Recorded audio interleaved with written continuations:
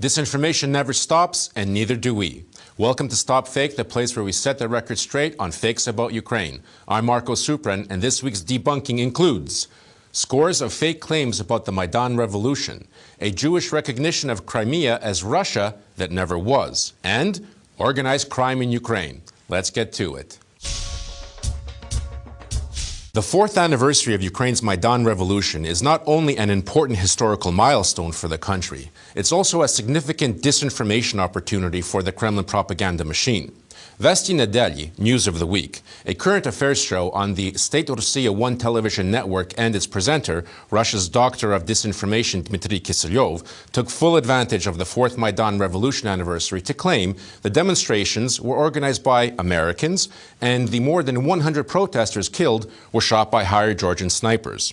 For Mr. Kiselyov, the Maidan demonstrations brought on a bloody putsch and civil war. He rattles off a list of revolution losses: a shattered economy, reduced salaries, collapsing currency, a lack of foreign investment, degrading health and education systems, while ignoring such salient details as Russia's annexation of Crimea, its army's role in the Donbas war, or Moscow's trade blockade against Ukraine.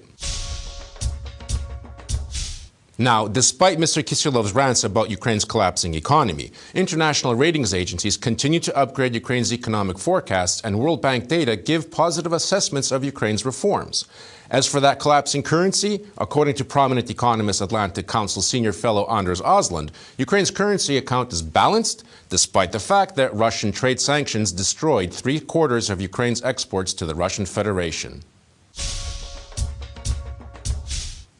Vesti Nedeli featured another fake currently making the rounds in Kremlin-friendly media. Italian journalist Gian Michelissen's investigative report called Ukraine, The Hidden Truth, which aired November 15th on former Italian Prime Minister Silvio Berlusconi's Matrix Canal 5 television station.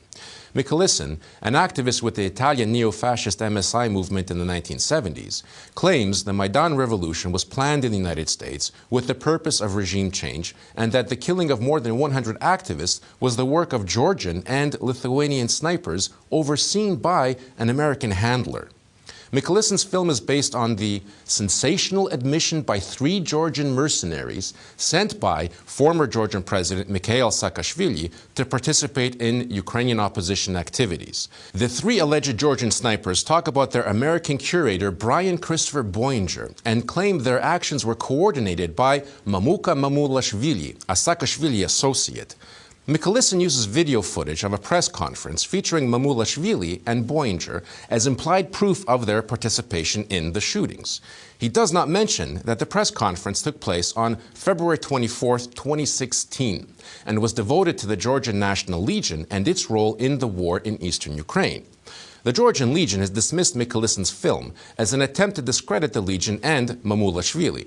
The Ukrainian General Prosecutor's Office expressed surprise that Michelissen did not contact any Ukrainian officials for his film. According to the office's Special Investigations Department Chief Serhiy Horbatyuk, the men named in the video were never in Ukraine. Horbatyuk said their claims that they shot both at the police and at demonstrators are inaccurate and contradict all investigations and existing eyewitness testimony. Many Russian and Ukrainian media reported this week that Ukraine is officially on the list of countries with the highest level of organized crime. At the center of this claim is the 2017-2018 Global Competitiveness Report published by the World Economic Forum, rating 137 economies based on 114 different criteria. Organized crime is but one of the markers estimating the level of loss that business and legitimate economic activity bear as a result of mafia activities like racketeering and extortion. Of the 137 countries analyzed by the World Economic Forum for the latest Global Competitiveness Index, Ukraine's economy is in 81st place, moving up from 85th place last year. Now, a country's standing in the index is based on its performance in 12 sectors which gauge the ease or difficulty of doing business. Ukraine's most problematic categories are inflation, corruption, political instability, tax rates, and tax regulations. But in other categories, Ukraine's performance is improving.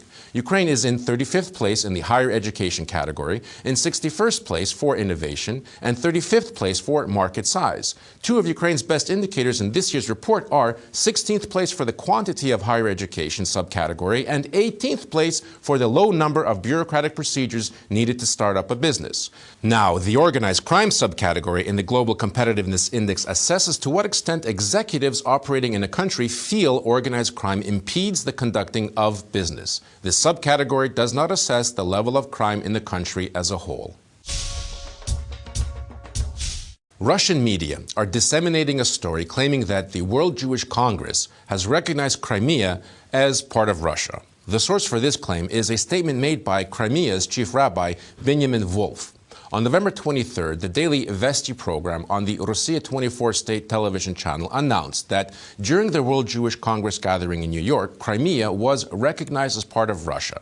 The proof? Rabbi Wolf's conference badge, which read Sevastopol, Russia.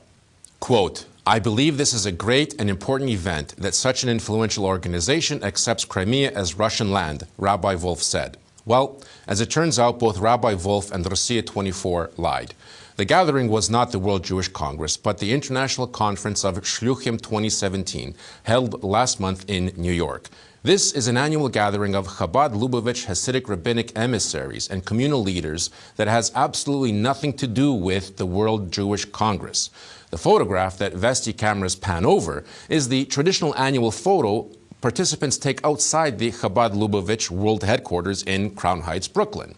Chabad media director Moti Seligson told StopFake that no political declarations regarding Crimea were made at the conference. In a statement, Ukrainian Jewish leaders said that Chabad leaders informed them that no one at the conference had or ever would discuss Crimea with Rabbi Wolf, and the gathering did not recognize Crimea as part of Russia. Benjamin Wolf is very pro-Russian in his views and welcomes the Russian annexation of Crimea. He actively cooperates with Crimea's Russian authorities and praises Russian President Vladimir Putin. His account on the Russian social media site Vkontakte is filled with gushing posts supporting Putin, Russian civilization, and the new rulers of Crimea. That's it for this week. For more dissected disinformation, remember to visit our site, stopfake.org. Be vigilant. Fakes are lies, and lies will really mess you up. If you spot any disinformation about Ukraine, send it to us for a truth autopsy. I'm Marco Suprun, and this is Stop Fake. Thanks for watching.